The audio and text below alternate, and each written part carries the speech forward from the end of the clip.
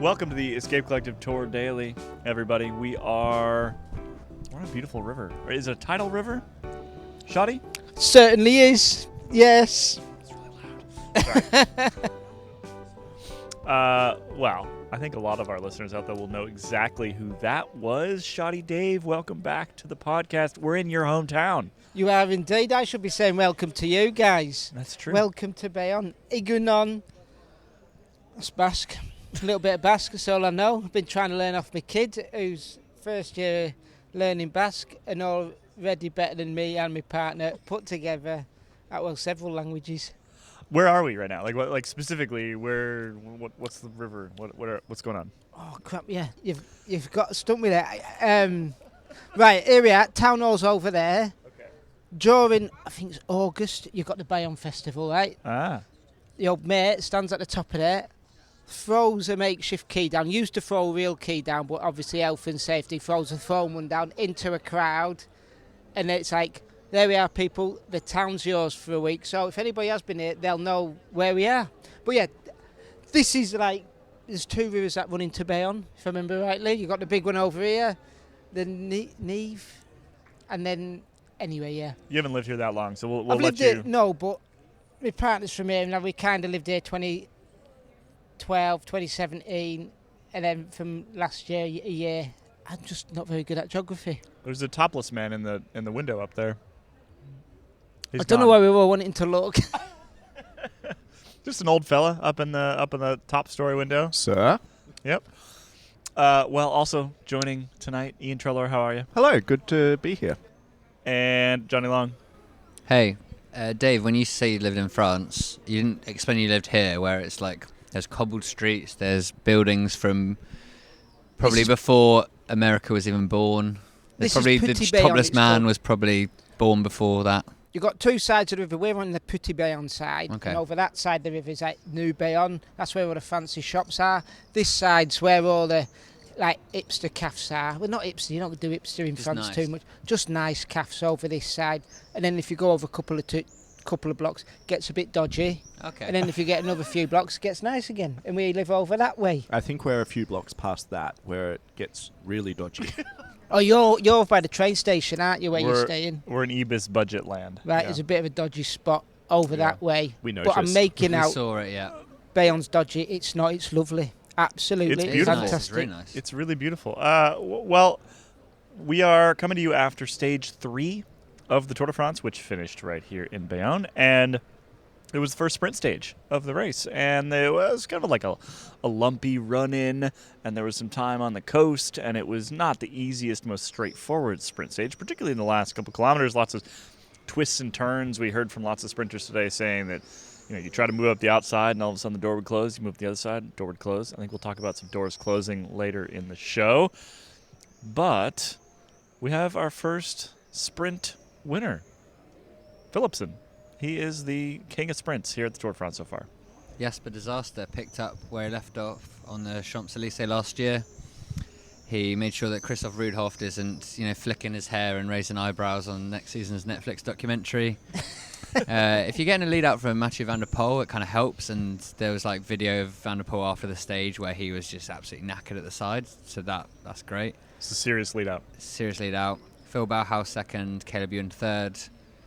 I haven't actually seen yet what happened to Jakobsen or Groenewegen, but it was kind of a bit of a hectic run-in. But I was expecting, to be honest, watching the run-in, I was expecting a big pile-up from how it was all moving. Yeah. But it all went off without a hitch. Quickstep kind of almost crashed at one point, and I think that was probably part of the problem.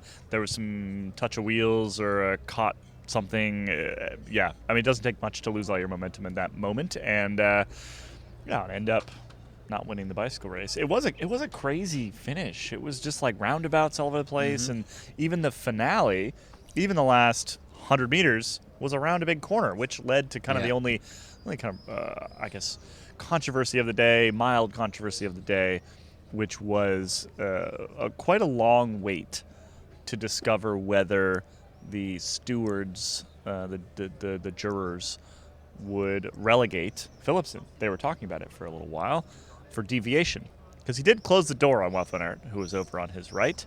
Did he close the door, though? Yes. Or were the barriers just aligned in a way that they were sort of running in, and he was moving in a straight direction, and Wout van Aert on the barrier was just kind of like forced into the barriers, not by Philipsen but by the course design. Yes. So there is absolutely zero reason to relegate Philipsen today. He still closed the door. No, he didn't close the door. The door was open, and then The course closed the door. I'm with Ian on this one because he came closer to that right-hand barrier than he started, and it was actually moving away from him because it was right-hand corner. well, here we are. I've checked this route out quite a few times because it's on the school run pretty much, right? And How is it on the cargo bike? can't go back. I go nearly as fast as them guys, carrying 2 kids and a school bag, and on the odd occasion a bit of shopping from Leclerc. But no, the road doesn't really tilt too much either way going, but it's pretty damn straight. Like, you got the roundabout, you head round that last roundabout where they swoop right round, and then go past the stadium and it kicks round to your left, and then there's a slight right-hander. But where it happened, it was definitely the barriers rather than the road actually tilting. The barriers came in. It was definitely at that spot.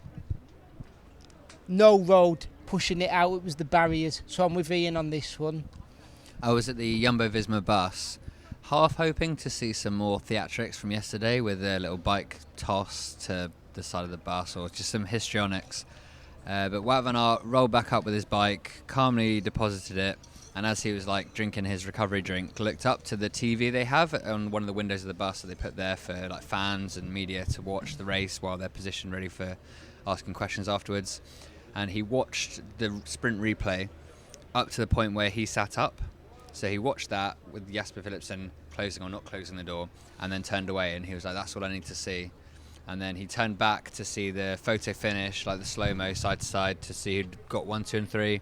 He pulled a little bit of a face, like he pursed his lips after he saw like the movement between Philipsen and himself, and then like exhaled while looking at another staff member, but it was very contained and didn't offer enough for anyone to draw any conclusions and for Belgian media to probably have a go at Jonas Vingegaard again. There was no chance of that. There were some very Dutch or Belgian spectators watching on that screen right in front of me when the finish was happening, and I'm sure they probably had some feelings. They always have feelings. Very shouty. It was quite a tranquil. Sorry, I just almost bumped some chopsticks out of someone's hands, but it's all okay. Anyway, so some very, very, very shouty Dutch or Belgians in front of me who would have opinions. They shattered the tranquility of a sprint finish for me, and for that, you'll never forgive them. I'll never forgive them. Nobody can really complain. The fact that it took so long for the jury to decide on this one was a bit ridiculous. Like, regardless of whether you think he closed the door or not, I think sort of by the dictionary definition, he did. But it doesn't matter because that's sprinting, and they're going around a corner, and you cannot expect anybody to maintain a perfectly straight line. He didn't truly deviate.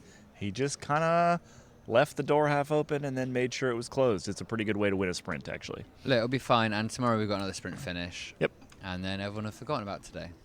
And that's how it works. So more races come. Wout van Aert especially, he's won enough already. It's amazing that he still wants to win this much, I think. Like, you'd think... Wants it bad. Wants it bad. He was bad. perturbed yesterday and today. Maybe it's the nicer kitchen. Maybe it's seeking that. I mean, he's already got a really nice kitchen, but maybe he wants to have a nice one. Definitely not contract here, is it? Speaking, well, that was a vague sort of Netflix reference. Actually, you know what? Our dinner has just showed up. So we're going to take this opportunity to take a quick break, and we'll be back in just a moment. Hey there.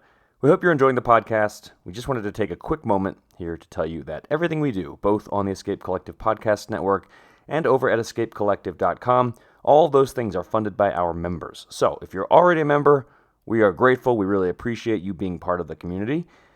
And if you're not, well, we hope you will consider becoming one. It is thanks to the support of our members that we are able to do really everything that we do.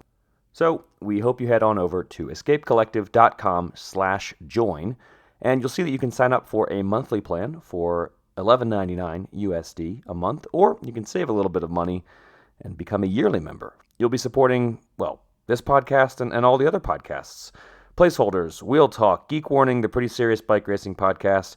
You'll also be supporting the website, and you'll get full access to the website with no paywall. You'll become a member of a really cool community, too, that gets to talk about everything bikes over on our Discord channel. So we hope you will consider becoming a member today. All right, back to the show. Well, we've discussed, I think, most of the things from the bike race today. We there's two breakaway riders. Yes? There's one thing we haven't talked about, which people might not know, is they changed the route about 10 days prior to the race. Oh, yeah. Dodgy roundabout, was it? Dodgy roundabout down... Do you know it personally? Or? I do know it personally, and in that particular area where the dodgy roundabout is the best Ghetto Basque. There's a little bakery that does the best Ghetto Basque, and it's also where the oldest Ghetto Basque is from. Yeah, we had a Ghetto St. Basque at lunch today. We did. I don't think a very old Ghetto Basque sounds like good. Like Old wouldn't it recipe, Ian. new product. Oh, okay, not mouldy. It's not like someone saving a piece of cake from like the Queen's coronation in the 1940s. You know how you have like a sourdough culture that's been passed down through generations, or pho that there's like a master stock. Is there? Yeah. With pho? What? Vietnamese pho? Yes, What? I believe so. That is crazy. We could probably ask the proprietor of the restaurant that we're in right now, because instead of eating a piece of meat and chips, we're having rice. We've had rice twice in one day, and it's honestly... It's great. It's made me feel like I'm not at all. Lovely. All of my body is thanking me for We are some making different vegetables apart from better ones grown in the choices. ground, very deep down in Northern Europe. But yeah, I would have loved to have seen how the race had panned out if they'd not had to move the course, because like the course, the climb that they went up today, with about, I suppose, like 20k to go, was actually steeper than the one that I was planned to go up. It was also it was used, I think, back in the Espelette time trial in 2018. Okay. I forgot about the Espelette time trial. I Yeah. had you? Espelette pepper, a little jar of it that you gave me. Aye. It was so good. Tasty, I need to go innit? get some, and I ran out after like a year or so, and my wife's been asking me to go find some ever since, and I forgot that that's where we are now. Espelette pepper, Bayonne ham, just down the road in... Oh, Christ, I can't remember the name. Is where the original macaroons come from. Chocolate originally was brought to France in the port of Bayonne. We had Bayonne chocolate today in the press room. They We told had- us all about that. We had Bayonne ham as well. In the press room? Yeah. Yeah. And we found out about the Bayonne Ham Museum, which has a picture of a little baby pig on the brochure, which Rude. is offensive. Yeah, it's to too me. much. We had there was someone like doing their angle grinder on the ham to cut it, which I'm not convinced. Like, do we need to? I think it feels like it's just a showy It's performative. European thing. It's performative ham slicing. We gratefully went up and took some of this ham, and the woman serving it asked us where we're from, and so we said in our mangled French, "Oh, Australian, Britain, America." Went through our catchphrases. Yeah. Oi, oi, geezer. Yeah, as always, yeah. howdy. But then she replied to that with like, "Oh, like too many English or so many English." Too much English. Too much English. Yeah. She's right. But we were just answering the question. And then you proceeded to ask if the Bayonne ham was from the Bayonne Ham Museum, and she said no. And then I didn't hear the rest of the conversation because I ran away. 'Cause I was like, this has got intensely awkward. She said that would be too old, Ian. I'm pretty sure I skulked off with my tail between my legs where it belonged. It's because you're trying your new thing that you were Yeah. talking about today at the Tour de France. Do you want to explain what your new thing is? So I'm trying to just, because I don't speak French, and I'm never going to be able to. I've made peace with that fact. So I'm never going to be able to charm people with a little display of language. So I'm just going to try and go out of my way to be nice to people. That'll just confuse the French, actually. It does confuse them. At the stage start yesterday, This was great. the guy scanning our passes in so that we could get into the tour village was wearing some nice yellow pants, and I said, Tight, very tight. nice pants. And he was like, what? And I said, nice pants. And he did smile. it made his day. It did. Pierre, I don't know if we spoke about this yesterday, but he's got a nice moustache, and I told him did, as yeah. much yesterday. We mentioned it yesterday. But But it warrants a double mention. Yeah. it's pretty good because he's shaved back the rest of the stubble today to make the moustache stand out even more. It really Pops, yeah. You know he was thinking of you when he was looking in the mirror this Yeah. morning. I like to think that I laid the Inspired. foundations for that moustache last year. Well, and then you've made friends today as well, Ian. I You can't had remember. you had a thumbs up in the car park. Oh, yeah. Johnny, would you like to tell this story? We were sitting in the car park. Kaylee was doing an interview with a rider of a team. We won't scoop him. We'll hear about this tomorrow. But then the other team At a team hotel. At a We team were let hotel, into yeah. a team hotel. I Not to love brag. how you say with a rider from a team. It's like Yeah. Sometimes With we a don't. rider? Sometimes we, because of From COVID the ham restrictions, we haven't department. been interviewing riders from teams. No, Sometimes we don't. we haven't been allowed in hotels for like 4 Yeah. years. Tonight was the first time it felt like pre-COVID access, and granted, it was with a team that we have a sort of Yes. long-standing Well- relationship with, but still, it was good. Well, and me and Ian had to wait outside so as not to spook them, which is crucial. But then that meant that the other team that were there, Cofidis, we were watching them coming and go, and they'd put up like a Cofidis branded tape across their section of the car park, which they were guarding very fiercely. But then it meant for every car coming in and out, someone had to either lift it up and down for the car, or they would just sort of sneak their car under it and like squidge the tape up top, which Cedric Vasseur, the team boss, did. Tape comes down the other side. He looks very pleased with He was himself. so pleased with himself. Ian sees this. I looked across at him, and I knew that he was pleased. I was pleased that I'd seen it, so I gave him a thumbs up, and he gave me a thumbs up back. Yeah. And that was my nice little moment with Cedric Vasseur. Any goodwill that we had with Cofidis almost immediately erased because we went to get Kaylee and walked through the Cofidis team dining room. Yeah. And the Cofidis team staff were like, no, you cannot be here. And gave them all COVID. No. No. No. Can I do my You didn't Cedric say that. We've Vasseur just been story? allowed into a hotel and you're saying that. Can I do my Cedric Vasseur story? It Yeah. dates Yeah. back to 1999. Ooh. When it was a stage finish in Limoges. I was living there at the time. I found the US Postal Team hotel. There's nobody else about hardly, and getting all the signatures. He was the only last one I needed. Just as he rolled off, I said, "Can I get your signature?" He said, "Yes, certainly." Went for the pen and forgot to take his feet out the pedals. No.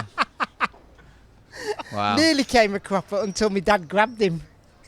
That's a fantastic That is a story. great story. Did you get the signature, or was he too embarrassed? I have got a signature. I've still got the magazine up in the loft in my parents' house. I love it. Do you know that you could probably scan that signature and then reverse it so that you could have that signature, put it into Photoshop, do a little bit of trickery, and then pretend that you were Cedric Vasseur and just get him to sign all of your bills? Or because we're in France and they still use checks.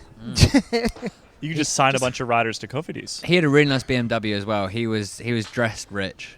Oh yeah, he's Yeah. I mean, he's done well for himself, Cedric Vasseur. Yeah. He Respect. was on TV for a little while. Like his face was on the side of a French TV car. They did that. They do that. They still do that. I like that they Yeah. do that. Dag Otto Lauritsen, Norwegian TV pundit, former winner of the Tour de Trump, for any of the fact fans out there. He used to drive around in a TV2 Norway car with his head on the side of it. Just Oh, an yes. enormous Dag Otto I've seen Lauritsen that. head. So did Lauren Jalabert. It's great. Yeah. I very much like when people drive in a car with themselves on it. What I don't like is how now their car has just got big Norway flags on it. It's just like too Humongous. nationalistic. It's you know what I mean? It's a very It's- big Norwegian It's car. really stating, it's making a point. Yeah. I mean, like a big Aussie flag or a big American flag for us, that would just be kind of gross. Well, wouldn't it? American flag definitely no. Aussie flag, maybe it would.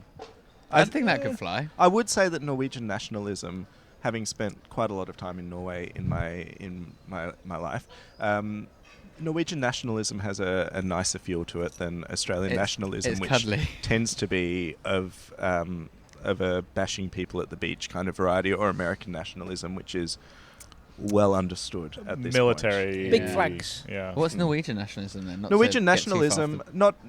No, I'll feel this one. Is it fish related? It's not fish related. No I mean, way. many things in Norway are fish related, but this one I wouldn't say is particularly fishy.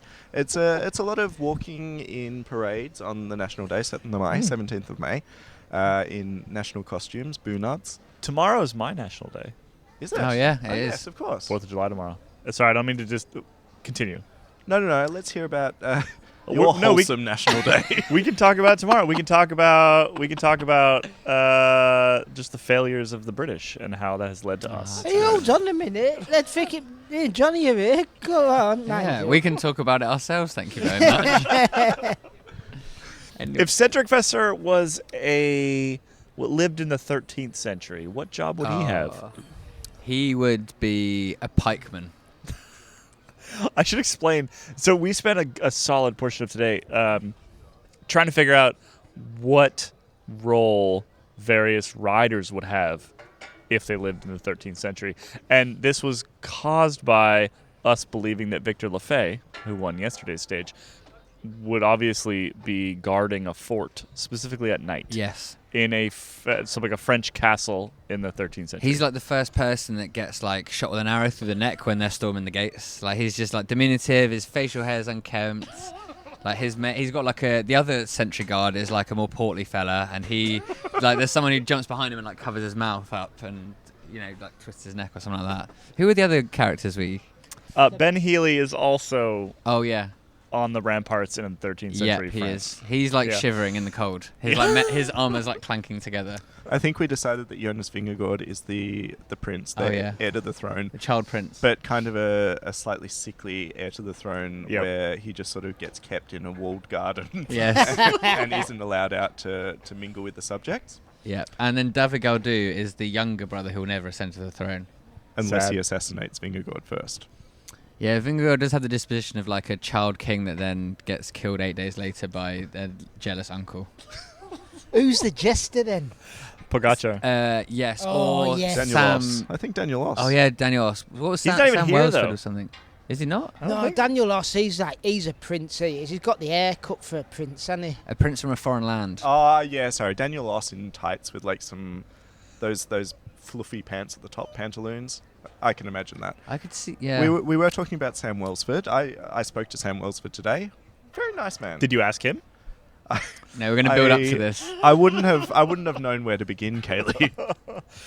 It requires a fair amount of context that we don't generally have time for in post-race interviews. On a first time speaking to somebody, I think it's quite a lot of groundwork to cover when a man is like pounding an energy shake on a trainer, still like visibly sweating. If you lived in the 13th century, what job would you have? That's pretty quick. The final one I think that we came up with was that John Degenkolb would be like a trader of sorts, like travelling by horse and cart across the countryside with his daughter because his wife had was like sick with some very common illness and had to be like left at home or something like that. A good salesman though, because that smile would charm anybody. Yeah, I exactly. reckon. I can see him like sitting in an inn over like with a hunk of like gone off bread, like stale bread, and like a hot bowl of soup or something. Life would give him a hard hand, but he was proper happy. He weren't worried about it. Yeah, exactly. Yeah. Yeah, he's making the most of every day. Yeah. He was taking it day by day. It's talking about getting in hotels and stuff.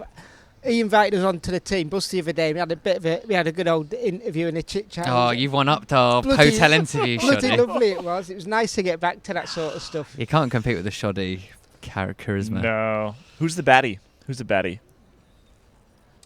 Come on, you can have this one, Mr. Lepatian, surely. I just purely based on slightly sinister vibes and the fact that he's not in the race anymore, I'm going to go Enric Mas. Oh yeah. He's got or like one of the ones with the like goatee things, like a Danny Martinez or Tom Pidcock type thing. No, Danny Martinez is the street magician. We've established this. Oh yeah, damn, sorry. There's a mechanic on Quick Step who I reckon would been like the assassin for hire. I'm not going to say who it is, but there's plenty of people who might run around the pits doing tech photographs who know I'm on about. He's a scary individual. Oh yeah. So watch out for him. This podcast has really hit its stride, I think, today. It took us 3 days. It only took us 3 days. It is time for us to wrap up our little bit here. No, I was going to say one last thing. I'm disappointed you brought us to this restaurant. Why? Because it's delicious. we could have. Yeah, it's been good food, and we could have gone to the old restaurant just about 8-10k away from here, where Miller got popped for drugs. That was a huge mistake. Yes. Huge miss. Either that or a good one, because we never know. Mr. Colgate just brought a bunch more beers too. Oh, that is thank very you kind. Thank you, sir. Colgate.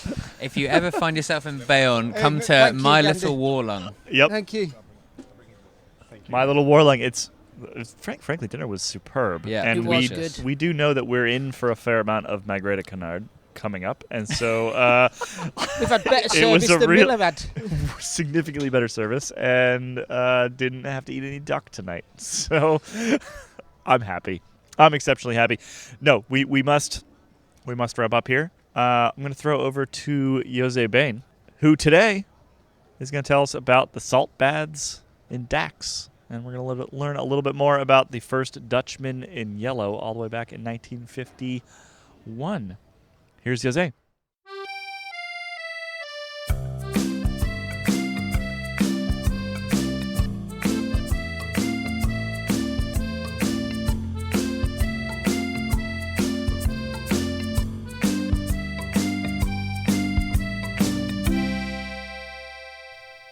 We start today's stage in Dax, which together with Pau is the shortest place name on our route. But it's not the shortest in France because there is a village in the department of Somme in the northwest of the country just called Ypsilon, or Y. The inhabitants call themselves Ypsoliens. But anyways, back to Dax. Hiding not far below the tarmac are gigantic columns of salt, so-called salt diapirs, rising from over 2,000 meters deep. One such diapir is in fact the sole reason of existence that Dax is the biggest spa town in France. Well, let's first dive into the origin of these salt columns. Today's stage sends the riders over the Aquitaine Basin. This is basically a gigantic bathtub which filled with sediments over millions of years. And one of these sediments was salty clay. We're talking 210 million years ago in the Triassic. It was a hot climate, so the water evaporated really fast and the salt stayed. This went on for millions of years and created thick layers of salt. They ended up as columns due to tectonic forces, to really simplify that process. Water flowing from the Pyrenees underground hits the salt columns at Dax, 75 kilometers to the north, and there the water heats up and gets charged by salty minerals. Eventually, this water springs in multiple locations over the region. The most famous one is the Fontaine Chaude in the heart of Dax since pre-Roman times.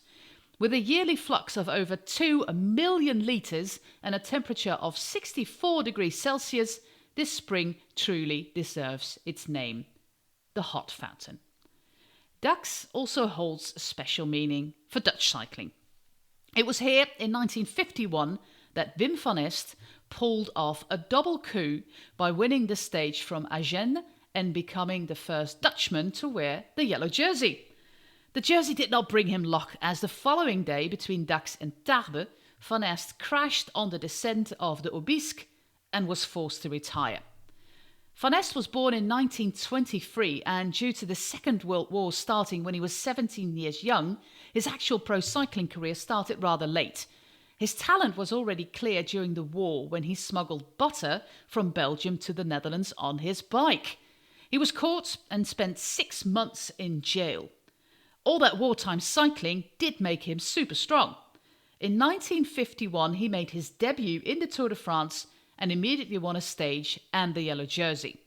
But in the Pyrenees stage to Tarbes, he had a flat on the descent of the Col d'Aubisque and fell 70 meters down the ravine. Before the Tour de France, Van Aert had never seen mountains like this, so he was very unexperienced. He did survive his horrendous fall, and they pulled him up with bicycle tires. It became a legendary moment in cycling thanks to an advertising campaign of watch brand Pontiac. 70 meters deep I fell, my heart stopped, but my Pontiac did not, was the slogan. Van Aert continued his career until he was 42. He won 2 more stages in the Tour de France and also the Tour of Flanders. Van Aert died when he was 18 years old in 2003.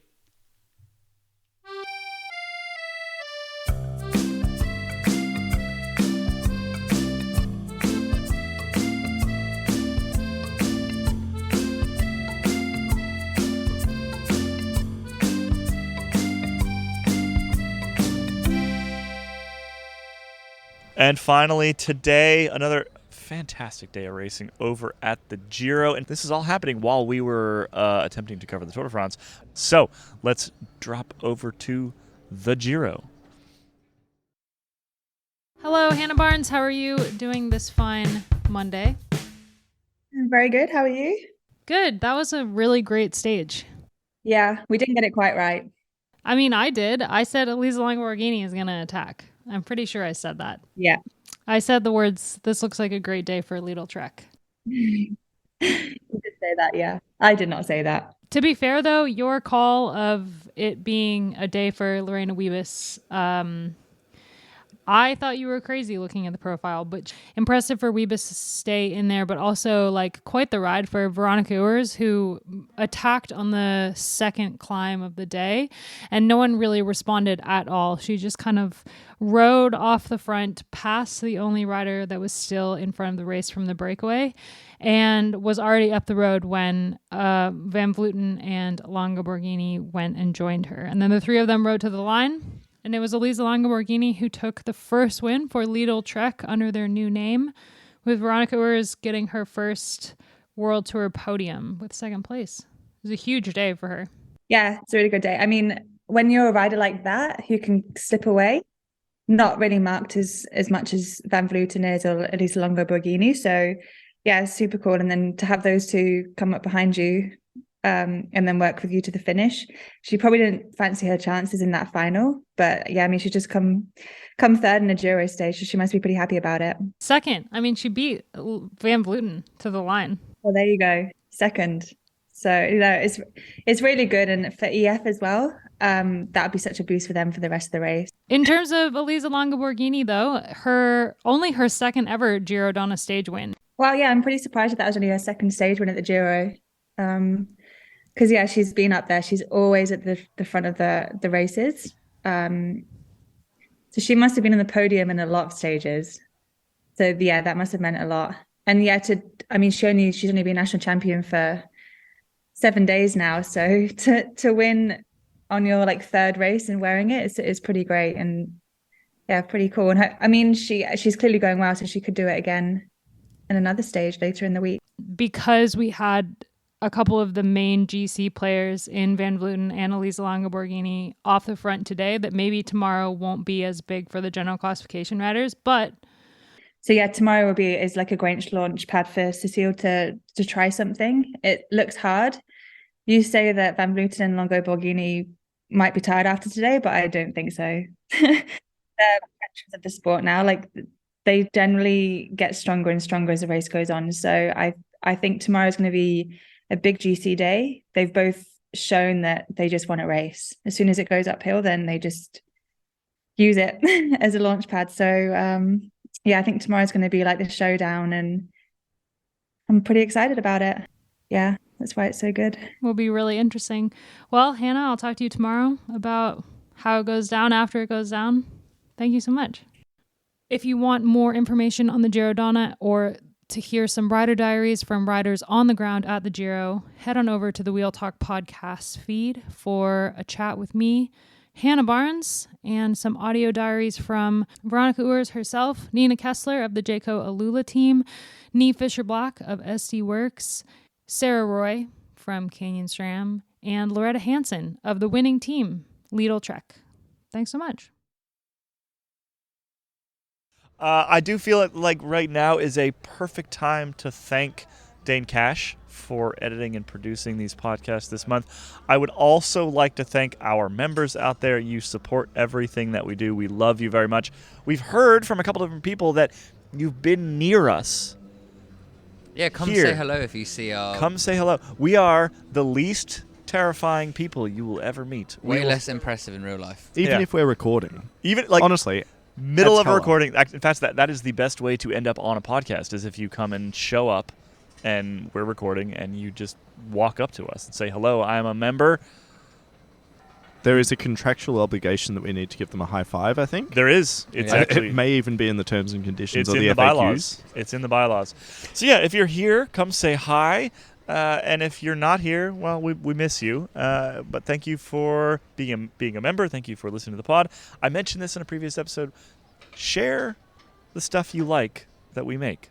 It's a big deal for us because organic sharing is still, well, it's the best way for new folks to find out about Escape Collective. And so if you read a story and you love it, share it with your friends. If you listen to a podcast and you love it, share it with your friends. come chat on the Discord as well, because we have a few different Tour de France specific channels where you can talk about the race in general, you can talk about the race that's going on live, and they've also got like an insiders one where it's just sort of, that's the one we find ourselves in quite a lot, just chatting with people, and people in there have also been sharing how to make their perfect calimucho recipes at home after we sampled some in the Basque Country. There was some suggestion that the calamuchos that we had in Bilbao was not up to code. Oh, really? There was a recipe bandied about which was a 50% mix of cola and red wine. I think we should get some of our own red wine and our own cola, and we have a rest day coming up not too long, and we should experiment. I'm sure we will be driven to worse than that by the end of this, Kelly. Let's save the emergency calamucho recipe till like well into the second week. All right. No, guys, you're doing a good job. I'm liking it. Thank you, Shadi. We miss you. We miss you deeply. Thank you so much. We do. We do. Thank you so much for joining us on today's episode. We're in your hometown, and so I don't think you're continuing on any. No, I've got a few stages ahead of me because I can use my living room as my press room. That's right. Take the kids to school. Head up. I might not go to Dax actually because it's Dax. It's Dax. Yeah. And then I'll probably go to Poe because there's always a drug busting Poe in there. There is. And then I'll come home, and then I might go to Tarbes. Yeah. I'll definitely go to Mont de Marsan. And I'm probably not going to go up to Bordeaux because father-in-law lives up there, and I only have to go and visit him then, won't I? He doesn't listen to this. I think you're all right.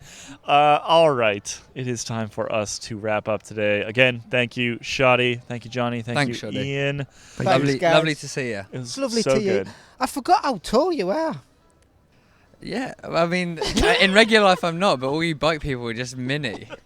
Ian described me as a gentle giant earlier, which I've never been described as in my life. I'm like 6'1". Unless I'm carrying unbelievable short guy energy around me online, which may be the case. Not everybody's short. I was with Kittle yesterday, Marcel Kittle. I forgot how tall he is, but he was saying he felt short up against Connor Doon. Yep. Oh yeah. Like he went off and did a ride with him recently. Yeah. Or was it Ben Turner, who's like 6'6"? He's big. He's a big boy. He's enormous. Yeah. I got him mistaken for somebody else yesterday. Made myself look a fool, which isn't hard. That's all right. Part of the fun, isn't it? It is part of the fun. All right, for the third time, thank you everybody for listening. For listening today. We enjoy the heck out of making these podcasts. We hope you enjoy listening to them. Again, share stuff you like. We really appreciate it. And we'll be back tomorrow from... Where's tomorrow finish? Poe? Is it in Poe? Where's it's racing circuit. Oh, it's Nogaro. It's the racing circuit tomorrow. What? It's a motor racing circuit tomorrow. And we'll be there. So tune in tomorrow. Love you. Bye. Bye, everybody. Talio.